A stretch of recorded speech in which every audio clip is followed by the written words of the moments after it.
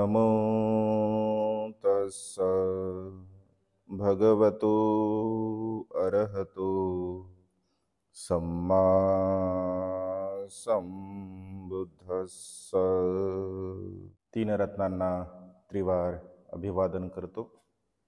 Bodhisattva गुणपेतांग doctor Babasaheb Ambedkar यांच्या धम्मक्रांतीमध्ये शेवटच्या श्वासापर्यंत समर्पित राहतो। आज या मंगलमय प्रसंगी संघरत्न बुद्धविहार मयूर पार्क औरंगाबाद संभाजीनगर या ठिकाणी आज आपणा सर्वांच्या सुखासाठी, हितासाठी आणि कल्याणासाठी छोटेखानी धम्मोपदेश देण्याचा प्रयत्न करत आहे। येत्या 21 तारखेपासून पवित्र असा वर्षावास प्रारंभ होत आहे। या वर्षावासाच्या पवित्र अशा कालखंडामध्ये 3 महिन्यापर्यंत श्रद्धासंपन्न उपासक उपासिकांनी आपल्या जीवनामध्ये अनंत आणि असीम पुण्य संपादन करण्यासाठी धम्म आचरण सातत्याने करावं, शील पालन करावं, दान पुण्य करावं, प्रज्ञेचा अभ्यास करावा। एकंदरीत दान, शील आणि प्रज्ञा भावना या गुणांचं आचरण करून, या गुणांचं अनुसरण करून आपण आपल्या जीवनामध्ये महान आणि असीम पुण्य आपण संपादन करू शकतो। संसारामध्ये जीवन जगत असताना प्रत्येक मनुष्य सुखपूर्वकच जीवन जगेल असं आपण सांगू शकत नाही, किंवा प्रत्येकच मनुष्य दुःखपूर्ण जीवन जगेल असंही आपण सांगू शकत नाही। सुख आणि दुःख हे मानवी मनुष्याच्या जीवनातील एक महत्त्वपूर्ण असं अंग आहे। जसं दिवस आणि रात्र आहे, ऊन आणि सावली आहे, अगदी तशाच प्रकारे सुख आणि दुःख हे मानवी जीवनाचे 2 मूलभूत असे अंग आहे। सुखामध्ये सुद्धा मनुष्य राहू शकतो, दुःखामध्ये सुद्धा मनुष्य राहू शकतो, परंतु ज्या मनुष्यांच्या सोबत धम्म आहे, ज्या मनुष्यांच्या सोबत बुद्ध आहे, ज्या मनुष्यांच्या सोबत संघ आहे, अर्थात 3 रत्न ज्या मनुष्यांच्या सोबत आहे, 3 रत्नांचं अनुसरण, 3 रत्नावरती श्रद्धा जो मनुष्य आपल्या जीवनामध्ये ठेवत असतो, तर तो मनुष्य आपल्या जीवनामध्ये उत्पन्न होणारे जे भौतिक दुःख आहे, या सर्व प्रकारच्या भौतिक दुःखाला तो मनुष्य नष्ट करू शकतो, नाहीस करू शकतो। आणि त्यामुळे भगवंताने श्रद्धासंपन्न उपासक उपासिकांसाठी अनेक प्रसंगी वेगवेगळ्या प्रकारचे उपदेश दिलेले आहे। या मंगलमय प्रसंगी एक छोटेखानी उपदेश आपणा सर्वांच्या हितासाठी, सुखासाठी आणि कल्याणासाठी मी देण्याचा प्रयत्न करत आहे। भगवंत असे म्हणतात की मनुष्याचं जीवन यशस्वी का बनते? मनुष्य या संसारामध्ये सर्व प्रकारच्या सुखाला प्राप्त करण्यासाठी कशा प्रकारचं जीवन जगत असतो? कारण यश आणि अपयश हे मनुष्याच्या जीवनाचे 2 अंग आहे। कधी कधी मनुष्य यशस्वी होतो, कधी कधी मनुष्य अपयशी सुद्धा होतो। मग यशस्वी मनुष्यामध्ये कोणते गुण असतात, किंवा यशस्वी मनुष्य आपल्या जीवनामध्ये कशा प्रकारे सुखाला प्राप्त करत असतो? सातत्याने तो मनुष्य यश कशा प्रकारचं प्राप्त करत असतो? सांसारिक जीवनामध्ये सुखपूर्वक जीवन जगण्यासाठी यशस्वीता प्राप्त होणं अत्यंत आवश्यक आहे। जर तुम्ही यशस्वी असाल, यश तुमच्या जीवनामध्ये जर तुम्हाला प्राप्त होत असेल, तर नक्कीच हे मानवी जीवन तुमचं सुखाने आणि समृद्धीने तुम्ही जगू शकता।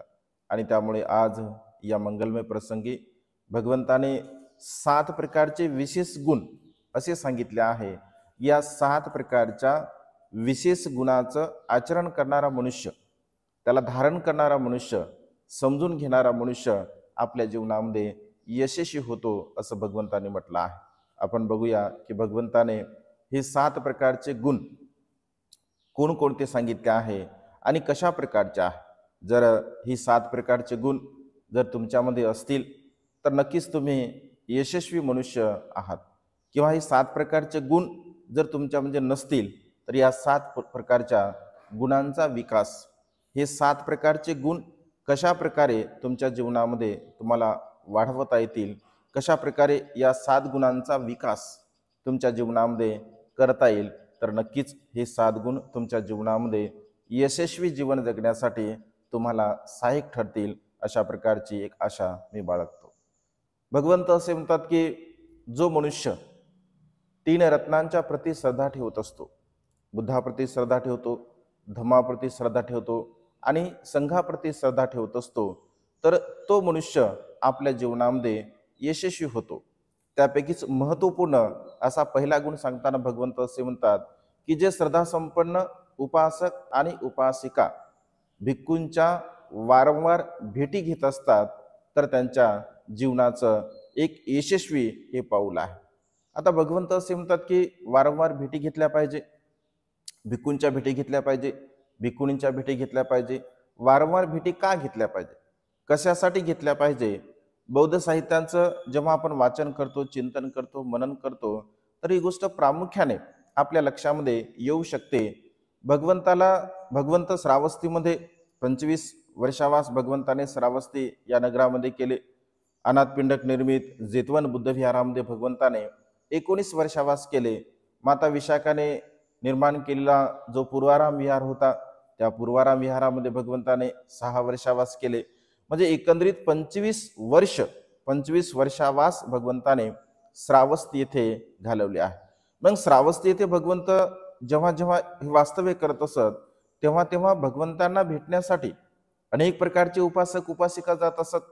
विशेष रूपाने अनाथपिंडक असेल, माता विशाखा असेल, राजा प्रसेनजित असेल, राजा बिंबिसार असेल, अनेक प्रकारचे श्रेष्ठी असतील, महाश्रेष्ठी असतील किंवा सर्वसामान्य उपासक उपासिका सुद्धा भगवंताला भेटण्यासाठी वारंवार जात असत. असं म्हटलं आहे, भगवंत जेव्हा अनाथपिंडकाच्या जेतवन विहारामध्ये राहत असत तेव्हा अनाथपिंडक सकाळी सुद्धा भगवंताचं दर्शन घेण्यासाठी जात असे आणि सायंकाळी सुद्धा भगवंताचं दर्शन घेण्यासाठी जात असे. माता विशाखा सुद्धा सकाळी भगवंताचं दर्शन घेण्यासाठी जात असे आणि सायंकाळी सुद्धा भगवंताचं दर्शन घेण्यासाठी जात असे. राजा प्रसेनजित सुद्धा आपण अनेक धम्मदेशनेमध्ये श्रवण करतो की वेळोवेळी राजा प्रसेनजित यांना जेव्हा जेव्हा मनामध्ये शंका कुशंका उत्पन्न होत असेल किंवा जेव्हा जेव्हा त्याला वेळ मिळत असेल तेव्हा तेव्हा तो भगवंताचं दर्शन घेण्यासाठी गेलेला आहे. अशा प्रकारचे अनेक दाखले बौद्ध साहित्यामध्ये आपल्याला पाहायला मिळतात. मग भगवंताच्या काळामध्ये भगवंताला भेटण्यासाठी हे विशेष उपासक उपासिका का जात असत किंवा भगवंताने असं का म्हटलं आहे की भिक्षूंना वारंवार आपण भेटलं पाहिजे, भिक्षूंना आपण वारंवार त्यांच्या भेटी घेतल्या पाहिजे? तर भगवंत म्हणजे अत्यंत मनुष्याच्या मनामध्ये असणाऱ्या ज्या भावना आहे किंवा मनुष्य कोणकोणत्या प्रकारच्या विकाराने ग्रस्त आहे किंवा मनुष्याकडे अनेक प्रकारच्या समस्या आहे, आपल्या जीवनामध्ये उत्पन्न होणाऱ्या अनेक प्रकारच्या समस्या भगवंत असे म्हणतात की त्या समस्येला जर आपल्याला दूर सारायचं आहे, त्या समस्येला आपल्याला जर नष्ट करायचं आहे तर आपल्यापेक्षा ज्ञानी व्यक्तींच्या आपण भेटी घेतल्या पाहिजे. आपल्यापेक्षा जे आपले कल्याण मित्र असतात त्या कल्याण मित्राला आपण भेटलं पाहिजे. आपल्यापेक्षा अधिक मग तो भिक्षू सुद्धा असो किंवा उपासक सुद्धा असो, अशा प्रकारच्या व्यक्तींच्या आपण भेटी घेतल्या पाहिजे. का घेतल्या पाहिजे? कारण आपल्याकडे जी समस्या आहे, कधी कधी मनुष्य ज्ञानी सुद्धा असतो परंतु आपल्या जीवनामध्ये उत्पन्न होणारी जी समस्या आहे ती समस्या कधी कधी आपल्याच्यानं सोडवणं जात नाही, आपण ती सोडू शकत नाही किंवा कधी कधी आपल्याला काय करावं, कशा प्रकारचं आचरण करावं किंवा कशा प्रकारचं जीवन जगावं, या समस्येमधून आपण कशा प्रकारचं बाहेर निघावं हे सुद्धा कधी कधी आपल्याला समजत नाही. आणि त्यामुळे अशा जटिल समस्येला जर नष्ट करायचं आहे, या जटिल समस्येमधून जर आपल्याला सुखपूर्वक बाहेर यायचं आहे आणि पूर्ववत आपलं सुखपूर्वक जीवन जगायचं आहे असं जर आपल्याला वाटत असेल तर आपण वारंवार भिक्षूंच्या भेटी घेतल्या पाहिजे. कारण आपण आपल्या समस्या जर भिक्षूंना सांगत असेल आपण आपल्या समस्या जर ज्ञानव्यक्तींना सांगत असेल तर त्या समस्येवरती ते आपल्याला योग्य प्रकारचा उपाय सांगू शकतात। आणि योग्य प्रकारचा जर त्यांनी उपाय सांगितला आणि तो उपाय जर आपण मान्य केला, त्यानुसार जर आपण जीवन जगण्याचा प्रयत्न केला, तर नक्कीच आपल्या जीवनामध्ये उत्पन्न होणारी जी समस्या आहे त्या उत्पन्न होणाऱ्या समस्याला आपण नष्ट करू शकतो, नाहीस करू शकतो। आणि त्यामुळे भिक्खूंच्या आपण वारंवार भेटी घेतल्या पाहिजे। कारण बघा, भगवंताकडे जे जे उपासक उपासिका येत असत तर त्यांच्या जीवनामध्ये छोटी मोठी समस्या असेल, किसा गौतमी भगवंताकडे गेली आपली समस्या नष्ट करण्यासाठी, राजा परीक्षित अनेक वेळा भगवंताकडे गेले आपल्या समस्या नष्ट करण्यासाठी। अनाथपिंडक जेव्हा जेव्हा भगवंताकडे जात असत तेव्हा तेव्हा भगवंत छोटे खाणी का उपदेश अनाथपिंडकाला देत असत। विशाखाला सुद्धा भगवंतांनी अनेक वेळा एकांतामध्ये सुद्धा म्हणजे उपदेश दिलेले आहे। म्हणजे अशा प्रकारे जेव्हा जेव्हा आपण भिक्षूंकडे जात असतो तेव्हा तेव्हा भिक्षू आपल्याला छोटं मोठं का होईना मार्गदर्शन करतात, धम्माचा उपदेश देतात। आणि धम्माचा उपदेश दिल्यामुळे एकतर भिक्षूंची भेट घेतल्यामुळे आपलं मन प्रसन्न होते, आनंदी होते, त्यांच्यासोबत आपल्याला चर्चा करता येते, वादविवाद करता येते। चर्चा केल्यामुळे आपल्याला जे ज्ञान असतं तर त्या ज्ञानाची पुन्हा उजळणी सुद्धा होते आणि नवीन ज्ञान सुद्धा आपल्याला ग्रहण करता येत असते। आणि त्यामुळे श्रद्धा संपन्न उपासक उपासिकाने वारंवार भिक्खूंच्या भेटी घेतल्या पाहिजे। जर वारंवार आपण भिक्षूंच्या भेटी घेत असेल, त्यांच्यासोबत विचार विनिमय करत असेल, तर नक्कीच आपल्या जीवनामध्ये ज्या काही छोट्या मोठ्या समस्या असतात, छोटं मोठं जे काही दुःख असतं, त्या छोट्या मोठ्या दुःखाला, छोट्या मोठ्या समस्येला आपण पूर्णपणे नष्ट करू शकतो, नाहीस करू शकतो। आणि त्यामुळे भगवंत असे म्हणतात की ज्या श्रद्धा संपन्न उपासक उपासिकांना यशस्वी पूर्ण जीवन जगायचं आहे तर त्या श्रद्धा संपन्न उपासक उपासिकाने भिक्खूंच्या वारंवार भेटी घेतल्या पाहिजे।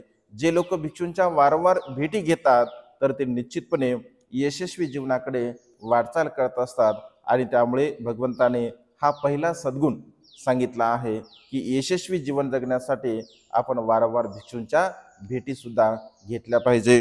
त्यानंतर दुसरा आणि अत्यंत महत्त्वपूर्ण असा गुण भगवंत सांगतात बघा, म्हणजे भिक्षूंची भेट घेतल्यामुळे खरं तर ह्या सर्व एकमेकावरती आधारित अशा प्रकारचे 7 सद्गुण आहे, 7 गुण आहे। आता भिक्षूंच्या तुम्ही भेटी घेता, भिक्षूंच्या भेटी घेतल्यानंतर भिक्षू तुम्हाला काय सांगणार आहे? भिक्षू तुम्हाला शील सांगणार आहे, भिक्षू तुम्हाला दान सांगणार आहे, भिक्षू तुम्हाला भावना करण्यासाठी सांगणार आहे, किंवा भगवंताने अनेक प्रकारे जे काही उपदेश दिले आहे ते उपदेश भिक्षू तुम्हाला म्हणजे सांगू शकतात। आणि त्यामुळे यशस्वी जीवन जगण्यासाठी भिक्षूंची जशी आपण भेट घेतो, मग त्यांनी सांगितलेलं जो काही सल्ला असेल, त्यांनी सांगितलेला जो काही उपदेश असेल त्याचं आचरण सुद्धा, त्याचं अनुसरण सुद्धा करणं अत्यंत गरजेचं आहे। आणि त्यामुळे यशस्वी जीवनासाठी दुसरी गोष्ट सांगताना भगवंत असे म्हणतात की आपण आपलं जीवन शीलावरती प्रतिष्ठित करण्याचा प्रयत्न केला पाहिजे। दुसरा अत्यंत महत्त्वपूर्ण आहे, कारण आपलं जीवन जर शीलावर प्रतिष्ठित नसेल, शील आपण धारण करत नसेल, सदाचार आपल्या जीवनामध्ये नसेल, तर आपण सुखपूर्वक जीवन जगू शकत नाही। जो मनुष्य शीलाचं अनुसरण करत नाही, जो मनुष्य शील पालन करत नाही, त्या मनुष्याने सुखाची अपेक्षा कधीही करू नये, कारण तो सुखपूर्वक जीवन जगू शकत नाही। प्राण्यांची हिंसा करणारा मनुष्य सुखपूर्वक जीवन जगू शकत नाही, चोरी करणारा मनुष्य सुखपूर्वक जीवन जगू शकत नाही, अकुशल कर्म करणारा मनुष्य सुखपूर्वक जीवन जगू शकत नाही, वाचेचे कर्म करणारा मनुष्य, खोटं बोलणारा मनुष्य, निंदानास्ती करणारा मनुष्य, चहाडी करणारा मनुष्य, व्यर्थ बडबड करणारा मनुष्य कधीही सुखपूर्वक जीवन जगू शकत नाही। आणि वेगवेगळ्या प्रकारच्या आपल्या मनाला म्हणजे आपल्या मनाचं संतुलन बिघडवण्यासाठी अशा प्रकारचे जे काही नशिली पदार्थ आहे, या नशिली पदार्थाचं सेवन करणारा मनुष्य सुद्धा आपल्या जीवनामध्ये कधीही सुखपूर्वक जीवन जगू शकत नाही। आणि त्यामुळे आपलं जे जीवन आहे, आपलं जीवन आपण शीलावरती प्रतिष्ठित करण्याचा प्रयत्न केला पाहिजे। जर आपलं जीवन शीलावर जर प्रतिष्ठित असेल तर खऱ्या अर्थाने आपण कुशल कर्म करू शकतो, पुण्यकर्म करू शकतो। कारण भगवंत असे म्हणतात की ज्याप्रमाणे मनुष्याला राहण्यासाठी या संसारामध्ये जसा जमिनीचा आधार आहे, भूमीचा आधार आहे, म्हणजे भूमी जमीन ही मनुष्याचा आधार आहे, या संसारामध्ये जेवढे काही पशुप्राणी असतील, पक्षी असतील, सर्व या जमिनीच्या आधाराने जीवन जगत असतात. अगदी तशाच प्रकारे, कारण ही जमीन आधार आहे, आधाराची मनुष्याला अत्यंत गरज असते, अत्यंत आवश्यकता असते. आधाराशिवाय मनुष्य सुखपूर्वक जीवन जगू शकत नाही. अगदी तशाच प्रकारे जर तुम्हाला सुखपूर्वक जीवन जगायचं आहे तर शीलाचा आधार तुमच्या जीवनामध्ये असणं अत्यंत गरजेचं आहे. शीले पतिठाय नरो सपय्यो असं भगवंतांनी म्हटलं आहे. म्हणजे शीलावर प्रतिष्ठित असणारा जो काही नर पुरुष आहे, शीले पतिठाय नरो सपय्यो, शीलावर प्रतिष्ठित असणारा जो मनुष्य आहे तर तोच मनुष्य या संसारामध्ये ज्या काही जटा आहे, अंतो जटा बही जटा जटाय जटिता पज्जा तंतं गोतं पुच्छामे को इमंग विजटे जटंते, या संसारामध्ये अनेक प्रकारच्या जटाने युक्त असणारा मनुष्य, अनेक प्रकारच्या जटा म्हणजे मनुष्य जीवन गुंतागुंतीचं आहे. रागाची जटा आहे, द्वेषाची, मोहाची, मीपणा, अहंपणा, गर्व, ईर्ष्या, कामभाव, या सर्व प्रकारच्या भगवंताने एक प्रकारची जटाने या सर्व गुरफटलेलं मनुष्याचं जीवन आहे. आणि या सर्व प्रकारच्या दुःखाला, या सर्व प्रकारच्या विकारांना, या सर्व प्रकारच्या शत्रूंना, कारण ही एक प्रकारची शत्रू आहे.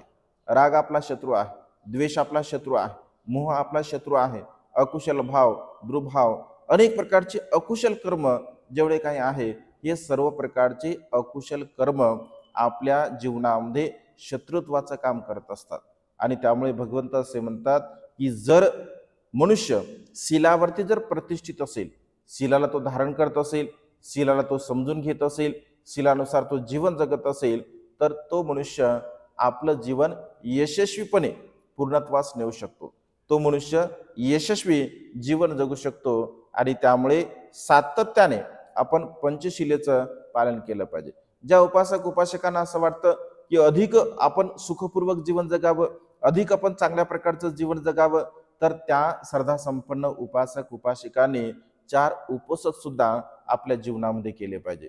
पौर्णिमेचं उपवासशील असेल, अष्टमीचं उपवास, 2 अष्टमी उपवासशील असेल आणि अमावस्येचं उपवासशील असेल, तर हे 4 प्रकारचे उपवासशील, म्हणजे ज्यांना कुणाला असं वाटतं की अधिक मी पुण्य संपादन करावं, अधिक मी दुःखमुक्तीच्या मार्गाकडे वाटचाल करावी, तर त्या मनुष्याने सातत्याने 4 उपवासशील आपल्या जीवनामध्ये धारण केले पाहिजे. माता विशाखेचा फार मोठा आदर्श आपल्या समोर आहे बघा. माता विशाखा वयाच्या 7व्या वर्षापासून 120 वर्षापर्यंत सातत्याने या 4 उपवासशीलाचं ती आचरण करत होती. आणि त्यामुळे तिला सर्व प्रकारचं सुख, म्हणजे जे काही सौंदर्याचा जो काही लाभ आहे किंवा मानसिक जो काही सुखाचा लाभ आहे, तो सर्व प्रकारच्या मानसिक सुखाचा लाभ माता विशाखेला म्हणजे प्राप्त झालेला होता.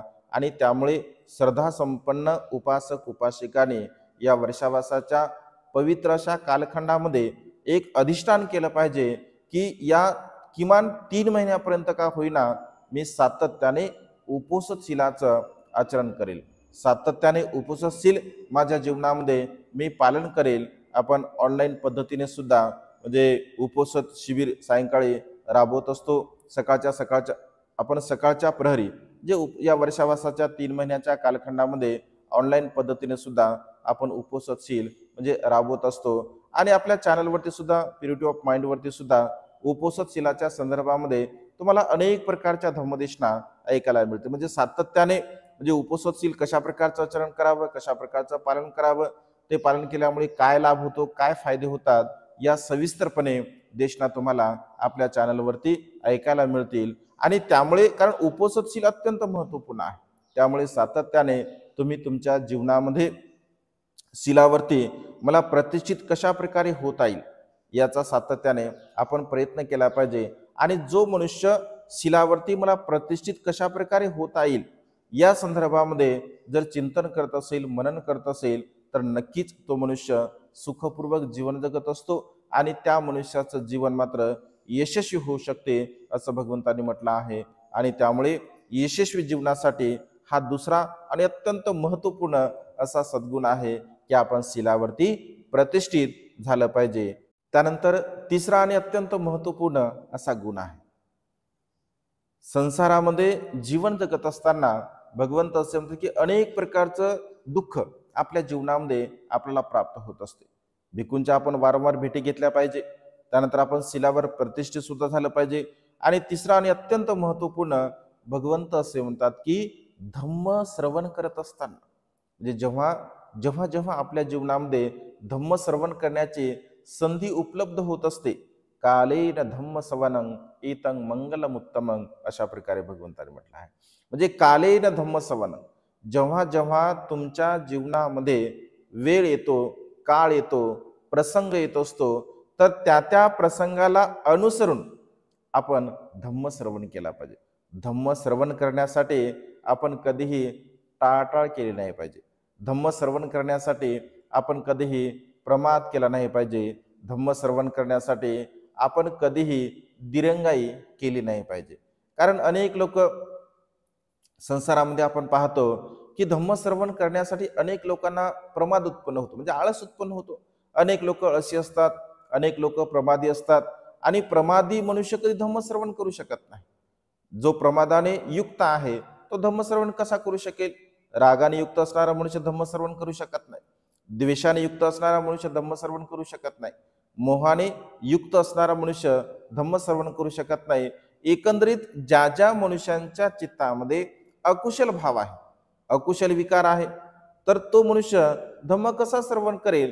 कारण धम्म श्रवण करण्यासाठी मनुष्याच्या मनाची मानसिकता अत्यंत पवित्र असली पाहिजे, अत्यंत कुशल असली पाहिजे, अत्यंत चांगल्या प्रकारची असली पाहिजे. जर चांगल्या प्रकारची मानसिकता जर असेल तरच तो धम्म श्रवण करू शकतो. पण चांगल्या प्रकारची जर मानसिकता नसेल तर तो मनुष्य कसा धम्म श्रवण करू शकेल? तो चांगल्या प्रकारचा धम्म श्रवण करू शकत नाही. आणि त्यामुळे मनुष्याच्या जीवनामध्ये धम्म श्रवण केला पाहिजे. या वर्षावसाच्या पवित्र अशा कालखंडामध्ये बघा, धम्म श्रवण करण्याची तुम्हाला किती चांगली संधी आहे, खूप चांगली संधी आहे. आपल्या विहारामध्ये सातत्याने जे काही भिक्षू असतील तर त्या भिक्षूंकडून आपण धम्म श्रवण केला पाहिजे. ज्यांच्याकडे भिक्षू नाही आहे तर आता ऑनलाईन पद्धतीने सुविधा सुद्धा झाली आहे. अनेक प्रकारे भिक्षूंचे चॅनल सुद्धा आहेत. चॅनलवरती सुद्धा आपण धम्मदेशना श्रवण करू शकता. आपल्या प्युरिटी ऑफ माइंड या यूट्यूब चॅनलवरती अनेक प्रकारच्या अनेक विषयाला अनुसरून धम्मदेशना आपण दिलेल्या आहे. अनेक भिक्खूंच्या सुद्धा धम्मदेशना आहे. आणि त्यामुळे ज्या ज्या उपासकांना भिक्षू लाभत नाहीत किंवा भिक्षू त्यांच्याकडे येत नाहीत तर त्यांनी आपल्या यूट्यूब चॅनलवरती किंवा मोबाईलवरती सुद्धा धम्मदेशना आपण श्रवण करू शकता. परंतु वर्षावासाच्या या पवित्र अशा कालखंडामध्ये आपण अधिष्ठान केलं पाहिजे की किमान एक देशना, एक प्रवचन रोज आणि रोज मी श्रवण करेल. काम करताना सुद्धा आपण धम्मदेशना श्रवण करू शकता किंवा अन्य प्रकारच्या फावल्या वेळामध्ये सुद्धा आपण धम्मश्रवण करू शकता. जो आपला प्रमादाचा वेळ आहे, जो आपला झोपेचा वेळ आहे, जे किंवा आपला म्हणजे कुठल्याही प्रकारचं कार्य आपल्याला नाही आहे, आता फ्री आपला वेळ आहे, तर अशा प्रकारच्या वेळेमध्ये अन्य प्रकारे टीव्ही असेल किंवा अन्य प्रकारे मोबाईलमध्ये व्हॉट्सअप असेल, फेसबुक असेल, या सर्व प्रकारच्या गोष्टी बघण्यात वेळ घालण्यापेक्षा आपण आपल्या मनाला परिशुद्ध करण्यासाठी, मनाला निर्मळ करण्यासाठी, पवित्र करण्यासाठी आपण धम्मदेशना श्रवण केल्या पाहिजे. कारण श्रवण जी प्रज्ञा आहे, म्हणजे श्रोतमय जी प्रज्ञा भगवंतांनी असं म्हटलं आहे, या श्रोतमय प्रज्ञेचा सुद्धा आपण विकास केला पाहिजे. ऐकून ऐकून सुद्धा आपल्याला ज्ञान प्राप्त होत असते. ऐकून ऐकून सुद्धा आपण वेगवेगळ्या विषयाचं ज्ञान संपादन करू शकतो. आणि त्यामुळे श्रवण इंद्रिय आपण नेहमी आपले सतर्क ठेवले पाहिजे. नेहमी नेहमी आपण ऐकत असलं पाहिजे. ऐकून ऐकून सुद्धा मनुष्य ज्ञानी बनत असतो, विद्वान बनत असतो, पंडित बनत असतो. भगवंताच्या काळामध्ये असे अनेक उदाहरण आहे. इवन भगवंताच्या काळामध्ये काय लिखाण पद्धत थोडी होती. भगवंताच्या काळामध्ये सर्वच्या सर्व भगवंताने जे उपदेश दिले ते काय भिक्षूंनी लिहून थोडे ठेवले होते? नाही. भगवंताच्या काळामध्ये भगवंत उपदेश करायचे. अनेक भिक्खूंच्या श्रवणशक्ती अत्यंत दांडगे असायच्या आणि भगवंताने दिलेला जो उपदेश आहे अगदी जशाच्या तसा ते ग्रहण करत असत आणि पुन्हा ते उपदेश इतर लोकांना ते देत असत. आणि त्यामुळे असं म्हटलं आहे की अशा प्रकारच्या संग्रहित म्हणजे ज्ञानाला करणाऱ्या भिक्षूंना भनक अशा प्रकारची संज्ञा भगवंताच्या काळामध्ये दिल्या जात असे. अनाथ पिंडकाला ज्ञानाचा भांडार असं म्हटलं आहे. आनंद भंतेंना ज्ञानाचा भांडार असं म्हटलं आहे, कारण असंख्य उपदेश भगवंताचे त्याने मुखोगत केले होते. उपासक उपासिका सुद्धा भगवंताच्या काळामध्ये अनेक सुत्तांचं त्यांनी मुखोगत असं पठण केलं होतं. अनाथ पिंडकाने अनेक प्रकारचे उपदेश मुखोगत केले होते. कुजुत्रा नावाची दासी तर भगवंत असे म्हणतात की उपासिकांना उपदेश देण्यामध्ये तिला भगवंताने अग्रस्थान दिलं आहे. तिने सुद्धा अनेक प्रकारचे उपदेश भगवंताचे मुखोगत केले होते. माता विशाखाला सुद्धा अनेक प्रकारचे सुत्त मुखोगत होते. म्हणजे मनुष्य जीवन जगत असताना जर तो वारंवार धम्मश्रवण करत असेल, जेव्हा जेव्हा त्याला संधी उपलब्ध होते तेव्हा तेव्हा तो धम्मश्रवण करण्याची जर म्हणजे उत्साह दाखवत असेल धम्मश्रवण करण्यामध्ये, तर त्याच्या ज्ञानामध्ये विकास होऊ शकतो. आणि त्यामुळे सातत्याने धम्मश्रवण आपण केला पाहिजे. धम्मश्रवण करण्यासाठी आपण कधीही टाळाटाळ करू नये. धम्मश्रवण करण्यासाठी आपण संधी शोधली पाहिजे की अरे, मला धम्मश्रवण करण्याची ही सुवर्ण संधी प्राप्त होत आहे. जिथे कुठे भिक्षूंच्या देशना असतात, जिथे कुठे सार्वजनिक कार्यक्रम असतात, तिथे जर आपल्याला माहिती झालं असेल तर आपण गेलं पाहिजे. अनेक लोकांना असं वाटतं की आम्हाला बोलवलंच नाही, आम्ही कशाला जावं. परंतु धम्मदेशना श्रवण करण्यासाठी, उपदेश ऐकण्यासाठी कोणी निमंत्रण द्यावं असं काही आपल्याला असतं का? बिलकुल नाही आहे. हे धार्मिक मनुष्याचे लक्षण नाही आहे. जो मनुष्य धार्मिक असतो, जो मनुष्य सिलवान असतो, ज्यांची भिक्षूंवरती श्रद्धा असते, तो कुठल्याही प्रकारच्या निमंत्रणाची वाट पाहत नाही. त्याला माहीत आहे इथे भगवंताचा उपदेश ऐकायला मिळत आहे, तर तात्काळ त्या क्षणी आपण तिथे हजर झालं पाहिजे आणि धम्मदेशना श्रवण केली पाहिजे. कारण धम्मदेशना श्रवण करणे आपल्या जीवनातील महान आणि असीम असं पुण्यकर्म आहे, कुशल कर्म आहे. आणि त्यामुळे बांधवांनो, या वर्षावासाच्या पवित्र अशा कालखंडामध्ये 3 महिन्यापर्यंत खूप चांगल्या प्रकारे धम्म श्रवण करण्याची तुम्हाला एक सुवर्ण अशी संधी आहे. आणि त्यामुळे या पवित्र अशा कालखंडाचा आपण लाभ घ्यावा, फायदा घ्यावा आणि वारंवार भिक्खूंच्या धम्मदेशना आपण श्रवण कराव्या. प्रमादपूर्वक आपण जीवन जगू नये, आळसामध्ये आपण जीवन जगू नये. आणि त्यामुळे उत्साहपूर्वक धम्मदेशना आपण श्रवण कराव्या. कधीही धम्मदेशना श्रवण करण्यासाठी आपण टाळाटाळ नाही केली पाहिजे. आणि जे जे लोक आपल्या जीवनामध्ये धम्मदेशना श्रवण करण्यासाठी टाळाटाळ करत असतात, तर ते लोक मात्र कधीही सुखपूर्वक जीवन जगू शकत नाही. आणि त्यामुळे आपण श्रद्धासंपन्न उपासक आहात, श्रद्धासंपन्न उपासिका आहात. त्यामुळे सातत्याने आपण धम्मदेशना श्रवण केली पाहिजे. कारण यशस्वी जीवनाचं हे 3रं अंग आहे असं भगवंतांनी म्हटलं आहे की धम्मदेशना धम्मदेशना श्रवण करण्यासाठी आपण कधीही टाळाटाळ करू नये. त्यानंतर अत्यंत महत्त्वपूर्ण 4था गुण भगवंतांनी सांगितला, आपली श्रद्धा 3 रत्नावर सुद्धा असली पाहिजे. आपली बुद्धावर सुद्धा श्रद्धा असली पाहिजे, आपली धम्मावर सुद्धा श्रद्धा असली पाहिजे आणि आपली संघावर सुद्धा श्रद्धा असली पाहिजे. 3ही रत्नावरती आपली श्रद्धा असली पाहिजे.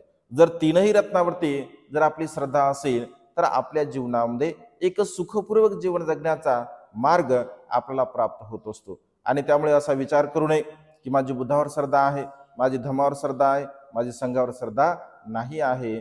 कारण अशा प्रकारचा विचार करणारे लोक, अशा प्रकारची विचिकित्सा उत्पन्न करणारे लोक आपल्या जीवनामध्ये कधीही सुखाला प्राप्त करू शकत नाही. कारण संघावर श्रद्धा ठेवण्यामागचा उद्देश आपण नेहमी मध्ये म्हणत असतो, एच संघा अतीताच, एच संघा अनागता, एच संघा पचुपन्ना. म्हणजे अनागत काळ असेल, वर्तमान काळ असेल, भूतकाळ असेल आणि भविष्यकाळ असेल. बुद्धाला सुद्धा आपण म्हणत असतो एच बुद्धा अतीताच, एच बुद्धा अनागता, पचुपन्नाच बुद्धा अहं वंदामि सर्वदा. म्हणजे वर्तमान काळातील बुद्ध असतील, धम्म असेल, संघ असेल, भूतकाळातील बुद्ध असेल, धम्म असेल, संघ असेल, वर्तमान काळातील बुद्ध असेल, धम्म असेल, संघ असेल, या 3ही काळातील संघावरती आपली श्रद्धा असली पाहिजे. कारण भगवंताच्या संघामध्ये सारिपुत्त होते, महामोगलान होते, आनंद होते, महाकाश्यप होते, येश होते, अनेक प्रकारच्या भिकुणी सुद्धा होत्या. म्हणजे भगवंताचा संघ, वर्तमान काळातला संघ आणि भविष्यामध्ये उत्पन्न होणारा जो काही संघ आहे. कारण संघाला शरण जाण्यामागचा जो उद्देश असतो, भगवंत असे म्हणतात की संघामध्ये पृथकजन सुद्धा असतात, संघामध्ये सील पालन करणारे सुद्धा असतात, संघामध्ये श्रोतापन्न असतात, सकृतागामी असतात, अनागामी असतात, अरहंत असतात, प्रत्येक बुद्ध असतात आणि सम्यक संबुद्ध असतात. त्यामुळे बांधवांनो, कुठल्याही प्रकारे आपल्या मनामध्ये शंका कुशंका न निर्माण करता, न उत्पन्न करता आपण संघावरती श्रद्धा ठेवली पाहिजे. कारण संघावरती श्रद्धा ठेवून आपलं जीवन आपण सुखपूर्वक जगू शकतो. आणि त्यामुळे तीनही रत्नावरती आपली दृढ अशा प्रकारची श्रद्धा असली पाहिजे. ज्या श्रद्धा संपन्न उपासकांची तीनही रत्नावरती अत्यंत दृढ अशा प्रकारची श्रद्धा असते, ते खऱ्या अर्थाने सुखपूर्वक जीवन जगत असतात. आणि त्यामुळे संघावर श्रद्धा ठेवणे सुद्धा यशस्वी जीवनाचं हे चौथं अंग आहे. कारण तुमची बुद्धावर श्रद्धा आहे, धम्मावर श्रद्धा आहे. संघावर जर श्रद्धा नसेल तर पुण्य प्राप्त तुम्ही करू शकत नाही. पुण्याचा संचय तुमच्या जीवनामध्ये होऊ शकत नाही. कारण संघाला भगवंताने म्हणजे सुपीक शेती असं म्हटलं आहे. संघवंदनेमध्ये आपण अनेक प्रकारचे गुण भगवंताने सांगितले आहे. तर संघ हा एक सुपीक शेती आहे असं भगवंताने म्हटलं आहे. आणि त्यामुळे दान देण्यासाठी, दक्षिणा देण्यासाठी, पुण्यकर्म करण्यासाठी संघ अत्यंत उपयुक्त असतो. आणि त्यामुळे संघावरती श्रद्धा ठेवणे, संघाला दान पुण्य करणे हे आपल्या जीवनातील महान आणि असीम असं पुण्यकर्म आहे. या चौथ्या अंगाला सुद्धा आपण धारण करावं. निश्चितपणे आपल्या यशस्वी जीवनासाठी हे अत्यंत महत्त्वपूर्ण असं अंग आहे. त्यानंतर भगवंत असे म्हणतात की जो आपण धम्मश्रवण करत असतो, म्हणजे पाचवा अंग सांगताना भगवंत असे म्हणतात की जो काही आपण धम्मश्रवण करतो, तर धम्मश्रवण करणे, ज्ञान संपादन करणे अत्यंत महत्त्वपूर्ण गोष्ट आहे. ज्ञान आपण संपादन केलंच पाहिजे. कारण भगवंत असे म्हणतात की जो मनुष्य ज्ञानी आहे, जो मनुष्य पंडित आहे, जो मनुष्य शीलवान आहे, गुणवान आहे, तर तो मनुष्य चारही प्रकारच्या परिषदेमध्ये अत्यंत सन्मानपूर्वक असं जीवन जगत असतो. मग ती ब्राह्मणांची परिषद असू द्या, ती वैश्यांची परिषद असू द्या, ती शूद्रांची परिषद असू द्या, ती क्षत्रियांची परिषद असू द्या, कोणत्याही ज्ञानी विद्वान पंडितांची ती परिषद असू द्या. परंतु ज्यांच्याकडे ज्ञान आहे, ज्यांच्याकडे प्रज्ञा आहे, असं म्हटलं जातं की राजा फक्त आपल्या भूमीपुरता, आपल्या देशापुरता त्या ठिकाणी तो प्रसिद्ध असतो किंवा त्या देशापुरता त्याला मान सन्मान मिळत असतो. परंतु जो ज्ञानी असतो, जो पंडित असतो, तो विद्वान असतो, तो कोणत्याही देशामध्ये जाऊ द्या, तो कोणत्याही प्रदेशामध्ये जाऊ द्या, त्याला सन्मान प्राप्त होत असतो. का? कारण तो ज्ञानी आहे, तो पंडित आहे, तो विद्वान आहे. आणि त्यामुळे ज्ञान संपादन करण्याचा आपण सातत्याने प्रयत्न केला पाहिजे. जर तुम्ही ज्ञान संपादन करण्याचा प्रयत्न करत असाल तर नक्कीच तुमच्या जीवनामध्ये लाभ होऊ शकतो. परंतु ते ज्ञान, म्हणजे ज्ञान तर आपण संपादन करावंच, ज्ञानाला आपण ग्रहण करावंच, परंतु त्या ज्ञानामुळे जर आपल्या मनामध्ये अहमभाव उत्पन्न होत असेल, त्या ज्ञानामुळे जर आपल्या मनामध्ये अकुशल भाव उत्पन्न होत असेल, तर ते ज्ञान मात्र धोकादायक ठरू शकते. ते ज्ञान दुसऱ्याला दाखवण्यासाठी नसावं, ते ज्ञान वादविवाद करण्यासाठी सुद्धा नसावं. ते ज्ञान स्वतः सुखपूर्वक आणि स्वतः चांगल्या प्रकारचं जीवन जगण्यासाठी त्या ज्ञानाचा सदुपयोग आपण आपल्या जीवनामध्ये केला पाहिजे. अनेक लोक, आता आम्ही वेगवेगळ्या ठिकाणी जातो, वेगवेगळ्या ठिकाणी धम्मदेशना देतो, तर कधी कधी असे प्रसंग येतात, काही लोकांना असं वाटतं की भंतेजींना काही समजत नाही, भंतेजींना काही येत नाही. आणि मग भंतेजींना काहीतरी आपण विचारलं पाहिजे, जेणेकरून त्या प्रश्नाचं उत्तर भंतेजी कसे देतात. कारण त्यांना ते माहीत असतं. काही लोक केवळ आपल्या ज्ञानाचं अवलंबन करण्यासाठी, आपल्या ज्ञानाचा दिखावा करण्यासाठी प्रश्न विचारत असतात. परंतु बांधवांनो, आपल्याकडे असणारं जे ज्ञान आहे, हे ज्ञान दिखावा करण्यासाठी नसते. हे ज्ञान आपल्याला स्वतःला आचरण करून तशा प्रकारचं जीवन जगण्यासाठी या ज्ञानाचा सदुपयोग आपण आपल्या जीवनामध्ये केला पाहिजे. कारण ज्ञान हे स्वतःच्या सुखासाठी असते. वादविवाद करावे, चर्चा करावे, ऐक ना, कारण मिलिंद प्रश्न निर्माण झाला वादविवादामुळे. राजा मिलिंदाने जे काही प्रश्न विचारले, भंते नागसेनने तेवढे समर्पक त्यांची उत्तरे सुद्धा दिली. कारण त्याला सुद्धा गर्व झाला होता, कारण या जम्बूद्वीपामध्ये कोणीही त्याच्या प्रश्नाचे उत्तर देऊ शकत नसे.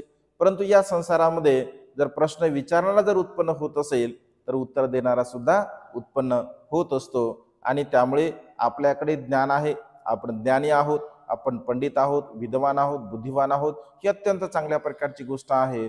परंतु दुसऱ्यांना कमी लेखण्यासाठी, दुसऱ्यांना खाले पाडण्यासाठी, दुसऱ्यांना अपमानास्पद वागणूक देण्यासाठी आपण आपल्या ज्ञानाचा उपयोग करू नये. आपल्या ज्ञानाचा उपयोग जे काही अज्ञानी लोक आहे, जे अडाणी लोक आहे, ज्यांना धम्माचं ज्ञान नाही आहे, अशा प्रकारच्या लोकांना ज्ञान देण्यासाठी आपल्या ज्ञानाचा आपण उपयोग करावा। परंतु असंख्य लोक आपल्याला पाहायला मिळतात की आपल्या ज्ञानाचं अवडंबर करतात, आपल्या ज्ञानाची फुशारकी त्यांना अधिक असते आणि त्यामुळे लोकांना हिणवण्यासाठी, लोकांना कमी लेखण्यासाठी अशा प्रकारचं ते आचरण करत असतात। तर अशा प्रकारचं आचरण आपण कधीही करू नये। आपण ज्ञान संपादन करून त्या ज्ञानाच्या द्वारा इतरांना कशा प्रकारचं सुख प्राप्त होईल, धम्माचं दान आपण देण्याचा प्रयत्न केला पाहिजे। भिक्षू तर धम्माचं दान देतो, परंतु उपासक सुद्धा धम्माचं दान देऊ शकतात। म्हणजे तुमच्याकडे काही चांगलं ज्ञान आहे, तुम्हाला काही चांगल्या गोष्टी माहिती आहे, तर तुम्ही ते इतरांना सुद्धा सांगू शकता। त्यालाच तर धम्मदान भगवंतांनी असं म्हटलं आहे। आणि त्यामुळे सातत्याने आपल्याकडे असणारं ज्ञान इतरांना सुद्धा आपण सांगण्याचा प्रयत्न केला पाहिजे, इतरांना सुद्धा ते ज्ञान देण्याचा आपण प्रयत्न केला पाहिजे। कारण इतरांना जर तुम्ही ते ज्ञान देसाल तर नक्कीच तुमचं स्वतःचं तर कल्याण होईलच, स्वतःचं तर तुमचं मंगल होईलच, परंतु तुम्ही सांगितल्यामुळे इतरांचं सुद्धा ते कल्याण होऊ शकते, मंगल होऊ शकते। आणि त्यामुळे बांधवांनो, आपल्याकडे असणारं ज्ञान, या ज्ञानाचं आपण कुठल्याही प्रकारची फुशारकी न करता लोकांच्या हितासाठी, लोकांच्या सुखासाठी, कल्याणासाठी त्या ज्ञानाचा आपण उपयोग करावा। देखाव्यासाठी ज्ञान कधीही आपण प्राप्त करू नये किंवा दुसऱ्यांना कमी लेखण्यासाठी त्या ज्ञानाचा आपण कधीही उपयोग करू नये, कारण ती आपली स्वतःची हानी आहे। आपली स्वतःची हानी आपण कधी करून घेऊ नये। आणि त्यामुळे पाचवा आणि अत्यंत महत्त्वपूर्ण असा हा सद्गुण आपल्याला पाहायला मिळतो की आपल्याकडे असणारं ज्ञान आपण इतरांना सुद्धा देण्याचा प्रयत्न केला पाहिजे। त्या ज्ञानाच्या द्वारा आपल्यामध्ये अहमपणा, मीपणा, गर्व अशा प्रकारचा भाव उत्पन्न नाही झाला पाहिजे। यशस्वी जीवनासाठी हा अत्यंत महत्त्वपूर्ण असा गुण आपल्याला पाहायला मिळतो। त्यानंतर भगवंत असे म्हणतात की आपलं जीवन जे श्रद्धापूर्वक आपण जगत असतो, कारण 3 रत्नांच्या प्रती आपली श्रद्धा आहे, 3 रत्नावरती श्रद्धा आपली आहे। परंतु कधी कधी मनुष्याला असं वाटतं की इतर ठिकाणी सुद्धा आपण श्रद्धा ठेवली पाहिजे। मग इतर ठिकाणी श्रद्धा मनुष्य का ठेवतो? तर विशेष रूपाने भगवंत असे म्हणतात की मनुष्य जीवन जगत असताना त्या मनुष्याला मान सन्मानाची फार हवं असते। इतर ठिकाणी जर आपल्याला मान सन्मान प्राप्त होत आहे, इतर ठिकाणी जर मला सन्मान प्राप्त होत आहे, माझा सत्कार होत आहे, मला आदरातिथ्य प्राप्त होत आहे, माझे लोक वाहवा करत आहेत, आणि अशा प्रकारचं म्हणून आपण अन्य धर्माचं आचरण करतो, अशा प्रकारचा भाव जर मनुष्याच्या मनामध्ये असेल तर त्याच्या पराभवाचं, ते अयशस्वीतेचं कारण ठरू शकते। आजही बघा, व्यवहारामध्ये सुद्धा अनेक असे लोक आहेत, विशेष रूपाने जसं गणपतीचा उत्सव असेल, गणपतीच्या उत्सवामध्ये बहुतांश ठिकाणी आपल्या मुलांना त्या मंडळाचे अध्यक्ष बनवले जातात। कशासाठी? त्यांना असं वाटतं की हे जर अध्यक्ष बनले, यांना जर अध्यक्ष बनवलं, सर्व प्रकारची व्यवस्था हे करू शकतात, हे गुंतून राहू शकतात, कारण यांची श्रद्धा 3 रत्नावरती आहे, यांची श्रद्धा बुद्धावरती आहे। मग यांना याही श्रद्धेमध्ये आपण गुंतवलं पाहिजे। आणि मनुष्याचा तो स्वभाव आहे, मनुष्याचा मानवी तो स्वभाव आहे की मान जरी मिळत असेल, सन्मान मिळत असेल, प्रतिष्ठा मिळत असेल, तर मनुष्य अन्य ठिकाणी सुद्धा जाऊ शकतो। भगवंत असे म्हणतात की अशा प्रकारची श्रद्धा ही धोकादायक आहे।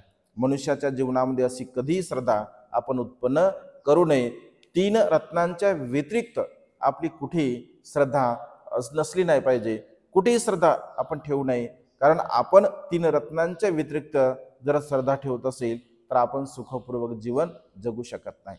माना सन्मानासाठी जे लोक इतर ठिकाणी श्रद्धा आपली व्यक्त करत असतात, तर तो मनुष्य कधीही आपल्या जीवनामध्ये सुखाला प्राप्त करू शकत नाही। आणि त्यामुळे भगवंताने जो धम्म दिला आहे, त्या धम्मामध्ये ईश्वरवादाचं भगवंतांनी खंडन केलं, आत्मा परमात्माचं भगवंतांनी खंडन केलं, दैववादाचं भगवंतांनी खंडन केलं। कारण दैववाद असेल, ईश्वर असेल, कर्मकांड असेल, बुवाबाजी असेल, अंधश्रद्धा असेल, तर या सर्व प्रकारच्या खुळ्या संकल्पनेला पूर्णपणे नष्ट केलं।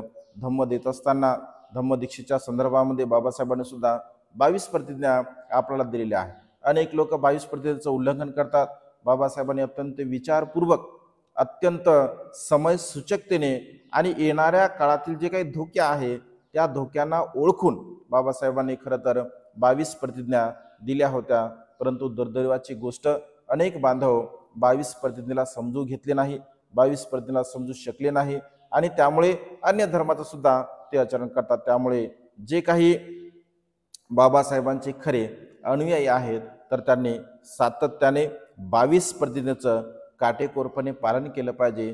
3 रत्नांच्या व्यतिरिक्त कुठेही आपली श्रद्धा नसली पाहिजे, कारण 3 रत्नावरती आपली श्रद्धा आहे तर अन्य ठिकाणी श्रद्धा ठेवण्याचा विषयच नाही आहे, अन्य ठिकाणी श्रद्धा ठेवण्याचा काही संदर्भ येतच नाही आहे. आणि त्यामुळे आपण सातत्याने 3 रत्नांच्या प्रती श्रद्धा ठेवली पाहिजे. अन्य कुठे आपण श्रद्धा ठेवू नये, मानासन्मानासाठी ठेवू नये किंवा अन्य प्रकारच्या कुठल्याही प्रकारच्या गोष्टीसाठी आपण श्रद्धा ठेवू नये. केवळ 3 रत्नावरती जर आपली श्रद्धा असेल तर नक्कीच यशस्वी जीवनासाठी हे अत्यंत महत्त्वपूर्ण असं अंग आहे. त्यामुळे 3 रत्नावरती आपली श्रद्धा ठेवून अत्यंत सुखपूर्वक जीवन जगण्याचा आपण प्रयत्न केला पाहिजे. शेवटचं आणि 7वं अत्यंत महत्त्वपूर्ण असं अंग आहे. धम्म कार्य करण्यासाठी यथाशक्ती आपण दानपुण्य सुद्धा केलं पाहिजे. कारण या संसारामध्ये भगवंत असे म्हणतात की दानाशिवाय धम्म नाही आहे, दानाशिवाय पुण्य नाही आहे, दानाशिवाय कुशल कर्म नाही आहे, दानाशिवाय भावना नाही आहे. आणि त्यामुळे दान अत्यंत महत्त्वपूर्ण आहे. यथाशक्ती आपल्याकडे जे काही असेल, जेवढं काही असेल तेवढं आपण देण्याचा प्रयत्न केला पाहिजे. यथाशक्ती आपण दानपुण्य केलं पाहिजे. बाबासाहेब असं म्हणतात की तुमच्या कमाईचा 20वा हिस्सा तुम्ही धम्म कार्यासाठी, समाज कार्यासाठी दान केला पाहिजे. आपण तर 20वा हिस्सा काय देत नाही आणि 20वा हिस्सा तर फार मोठा होतो, परंतु 1% तरी 1% जरी आपण आपल्या कमाईचा हिस्सा धम्म कार्यासाठी, समाज कार्यासाठी जर देण्याचा प्रयत्न केला तर नक्कीच बाबासाहेबांच्या या धम्म चळवळीला गतिमान करण्यासाठी, बाबासाहेबांच्या धम्म मिशनला अधिक समर्पित भाव उत्पन्न करण्यासाठी किंवा आपण संपूर्ण जीवन बाबासाहेबांच्या धम्मक्रांतीमध्ये समर्पित करण्यासाठी, ती चळवळ गतिमान करण्यासाठी आपण सातत्याने दान पुण्य केलं पाहिजे. कारण दान हा बोधिसत्वाचा सद्गुण आहे. दान करणे, दान भाव मनामध्ये उत्पन्न करणे हे सर्वसामान्य व्यक्तींचं लक्षण नाही आहे, हे बोधिसत्वांचं लक्षण आहे. हा बोधिसत्वाचा सद्गुण आहे आणि त्यामुळे सातत्याने आपण दान पुण्य केलं पाहिजे. धम्म कार्यासाठी आपण दान पुण्य केलं पाहिजे, समाज कार्यासाठी आपण दान पुण्य केलं पाहिजे, विहाराच्या कामासाठी आपण दान पुण्य केलं पाहिजे, भिक्खूंच्या निवासासाठी आपण दान पुण्य केलं पाहिजे. जिथे जिथे सामाजिक कार्य होत आहे, जिथे जिथे धम्म चळवळीला गतिमान करण्यासाठी काम होत आहे, तिथे तिथे आपण दान पुण्य करण्याचा प्रयत्न केला पाहिजे. आज आम्ही या संघरत्न बुद्ध विहारामध्ये गेल्या अनेक वर्षापासून वास्तव्य करतो. अत्यंत श्रद्धासंपन्न उपासक उपासिकांच्या दान बलातून सुंदर असं बुद्धरूप या ठिकाणी आम्ही प्रतिष्ठापित केलं, सुंदर विहार निर्माण केलं, सुंदर भिक्खू निवास निर्माण केलं. आणि मी नेहमी सांगतो की विहार केवळ विहार नसावं, तर विहारामध्ये सातत्याने धम्मसंस्कार तर झालेच पाहिजे, परंतु विहारामध्ये एक सुंदर अशा प्रकारचं वाचनालय असावं, सुंदर मुलांना अभ्यास करण्यासाठी एक अभ्यासिका असावी. हाच बाबासाहेबांचा एक आदर्श समोर घेऊन बाबासाहेबांच्या संकल्पनेला आधारित संकल्पाची पूर्तता करण्यासाठी आम्ही बाजूला विहाराच्या आमच्या 1800 स्क्वेअर फूटमध्ये अत्यंत सुंदर अशा प्रकारे धम्मस्कंद वाचनालयाचं आणि अभ्यासिकेचं काम जोमाने सुरू आहे. आता जवळपास 90% काम पूर्ण झालेलं आहे, कलरचं काम सुरू आहे. आणि त्यामुळे अशा प्रकारे आमचा संकल्प आहे की तिथे भगवंताने सांगितलेले जे 80,000 धम्म उपदेश जे भगवंताचे आहे, तर त्या 80,000 धम्म उपदेशाला अनुसरून धम्मस्कंद 80,000 भगवंताचे उपदेश आहे. या 80,000 धम्मस्कंदाचं प्रतीक म्हणून धम्मस्कंद अशा प्रकारचं नाव आम्ही लायब्ररीला म्हणजे दिलेलं आहे. तर 80,000 पुस्तकांचा संग्रह या लायब्ररीमध्ये असावा असा आमचा एक संकल्प आहे. या संकल्पाला आपण सुद्धा पूर्ण करू शकता, कारण हा संकल्प पूर्ण करण्यासाठी अत्यंत एक छोटेखानी आम्ही एक लोकांना आव्हान केलं आहे, एक व्यक्ती एक पुस्तक. आपल्या परिवारामध्ये जर एक व्यक्ती आहे तर त्या एका व्यक्तीने म्हणजे आपल्या परिवारामध्ये जर 5 व्यक्ती असतात तर 5 व्यक्ती सुद्धा देऊ शकतात, किंवा एक व्यक्तीने जर द्यायचं असेल तर एक व्यक्ती सुद्धा देऊ शकतात. म्हणजे एक व्यक्ती एक पुस्तक अशा प्रकारचं एक अभियान आम्ही राबवलेलं आहे. आणि संपूर्ण महाराष्ट्रामधून या कार्यासाठी भरघोस अशा प्रकारचं दानपुण्य सुद्धा प्राप्त होत आहे आणि पुस्तकं सुद्धा अनेक उपासक उपासिका या ठिकाणी देत आहेत. आपण सुद्धा या संकल्पामध्ये सहभागी होऊ शकता. एक पुस्तक आपल्या लायब्ररीसाठी आपण दान करू शकता. ऑनलाईन पद्धतीने सुद्धा तुम्ही दान करू शकता, ऑफलाईन पद्धतीने सुद्धा तुम्ही दान करू शकता, किंवा तुमच्या मंडळाच्या वतीने तुम्ही पुस्तकाचा संग्रह निर्माण केला आणि आम्हाला बोललं तर आम्ही सुद्धा तिथे येऊ शकतो. आणि त्यामुळे अशा प्रकारचं धम्म कार्य गतिमान करण्यासाठी आपण सातत्याने दानपुण्य केलं पाहिजे, सीलपालन केलं पाहिजे, प्रज्ञेचा अभ्यास केला पाहिजे. एकंदरीत भगवंतांनी सांगितले हे 7 गुण आहे. यशस्वी जीवन जगण्यासाठी या 7 गुणाला तुम्ही धारण केलं पाहिजे. यशस्वी जीवन जगण्यासाठी या 7 गुणाला जर तुम्ही धारण केलं तर नक्कीच तुमच्या जीवनामध्ये तुम्ही सुखपूर्वक जीवन जगू शकता. यशस्वी तुमचं जीवन तुम्ही प्राप्त करू शकता. आणि त्यामुळे भगवंताने सांगितला अत्यंत अनमोल हा छोटेखानी उपदेश मी तुम्हाला देण्याचा प्रयत्न केला. निश्चितपणे तुम्ही त्याला श्रवण करावे, ग्रहण करावे, त्याला धारण करावे आणि त्यानुसार तुम्ही जीवन जगण्याचा प्रयत्न करावा. एवढी मंगलमय आणि उदात्त कामना या ठिकाणी व्यक्त करून ही धम्मदेशना संपन्न करतो. सर्वांचं मंगल हो, सर्वांचं कल्याण हो, सर्वांना दीर्घायुष्य लाभ.